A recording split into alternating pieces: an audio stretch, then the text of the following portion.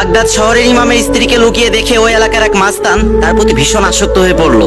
সে ঠিক করে নিল যেভাবেই হোক ওই মেয়েটাকে আমার চাই, কারণ ইমাম সাহেবের বউ ছিল অপরূপা সুন্দরী, আর ওই এলাকায় মাস্তানের উপর আর কারো কথা বলার সাহস ছিল না। হঠাৎ একদিন সেই মাস্তান ইমাম সাহেবের বাড়িতে ঢুকে। সেদিন ইমাম সাহেব বাড়িতে ছিল না। সেই মাস্তানকে দেখে তো তার বউ থর থর করে কাঁপতে থাকে। তখন মাস্তানটি বলল, হে অপরূপা সুন্দরী মেয়ে, আমি যেদিন তোমাকে প্রথম দেখেছি সেদিন থেকে আমি তোমার প্রতি দুর্বল হয়ে পড়েছি।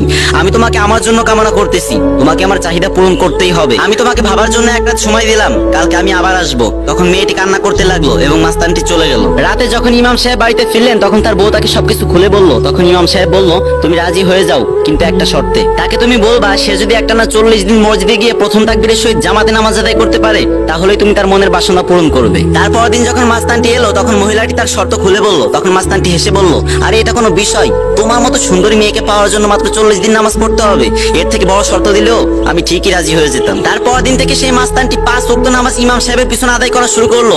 আর ইমাম সাহেব আল্লাহর কাছে দোয়া করতে লাগলো, আল্লাহ তোমার ঘর পর্যন্ত আমি এনে দিয়েছি, এবার ওকে সুস্থ করার দায়িত্ব তোমার। একদিন ইমাম সাহেব মসজিদের ভিতর বসে জিকির করছিল। ঠিক সেই টাইমে সেই মাস্তানটি দৌড়ে এসে ইমাম সাহেবের পা ধরে বলল, হুজুর আমার মাফ করে দিন, আমি বুঝতে পারিনি হুজুর, যেদিন থেকে আমি নামাজ পড়তে শুরু করেছি সেদিন থেকে আমার আর কোনো খারাপ কাজ করতে ইচ্ছা করে না, কিন্তু হুজুর আমি তো অনেক গুনাহ করেছি, আল্লাহকে আমার এত গুনাহ মাফ করবেন? তখন হুজুর মুস্কি একটা হাসি দিয়ে বলল, আরে তোমার গুনাহ যদি হয় নদী সমান তাহলে আল্লাহর রহমত সাগর সমান। এই ভিডিওর শিক্ষণীয় বিষয় হলো এটাই, নামাজ এমন একটা ইবাদত যেটা মানুষকে সমস্ত খারাপ কাজ থেকে বিরত রাখে। হে আল্লাহ আমাদের 5 ওয়াক্ত নামাজ নিয়মিত পড়ার তৌফিক দান করো, আমিন।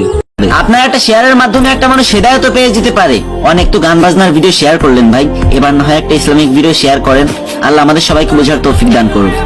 একটা লোক তার স্ত্রীকে সঙ্গে নিয়ে গাছ কাটছিল। ঠিক সেই সময় হঠাৎ করে গাছটি উপরে গিয়ে তার স্ত্রীর হাতের উপর এসে পড়ে। লোকটি অনেক টানাটানি এবং চেষ্টা করার পরেও তার বউয়ের হাতটি সেই গাছের নিচ থেকে বের করতে পারে না। শেষ পর্যন্ত সে বাধ্য হয়ে সেই গাছের নিচে থাকা তার বউয়ের হাতের অংশটুকু কুড়াল দিয়ে কেটে ফেলে। তারপর তার বউ অজ্ঞান হয়ে যায় এবং তার বউকে সেখান থেকে হসপিটালে নিয়ে যাওয়া হয়। কিছুদিনের ভিতরেই তার বউ শারীরিকভাবে সুস্থ হয়ে যায় ঠিকই, কিন্তু তার একটা হাত না থাকার কারণে সে মানসিকভাবে খুব ভেঙে পড়ে। তারপর সে তার কাটা হাতের জন্য তার স্বামীর কাছে একটি স্বর্ণের হাত দাবি করে। আর সেই লোকটি তার বউকে খুবই ভালোবাসতো, তাই সে নিজের সকল সয় সম্পত্তি বিক্রি করে তার বউর জন্য একটি স্বর্ণের হাত বানিয়ে দেয়। স্বর্ণের হাত পেয়ে মহিলাটি খুবই খুশি ছিল, কিন্তু খুব খারাপ ভাবে তার হাত কেটে যাওয়ায় কিছুদিনের ভিতরে তার হাতে বিভিন্ন ইনফেকশন তৈরি হয়, যার ফলে মহিলাটি কিছুদিনের ভিতরে খুব অসুস্থ হয়ে পড়ে এবং মারা যায়। কিন্তু মারা যাওয়ার আগে মহিলাটি তার শেষ ইচ্ছা তার স্বামীকে জানিয়ে যায়। মহিলাটির শেষ ইচ্ছা ছিল তাকে যখন দাফন করা হবে তখন তার স্বর্ণের হাতটা যেন তার সাথে কবরে দিয়ে দেওয়া হয়। তাই স্ত্রীর কথা মতো তার স্বামী সেই সোনার হাতটি তার স্ত্রীর কবরের ভিতর দিয়ে দেয়। কিন্তু কিছুদিনের ভিতরেই তার আর্থিক অবস্থা এতটা খারাপ হয়ে পড়ে যে সে গভীর রাতে তার স্ত্রীর কবর খুঁড়ে সেই সোনার হাতটি তুলে আনতে বাধ্য হয়। আর এই গল্প দ্বারা আমি এটাই বুঝাতে চাচ্ছি যে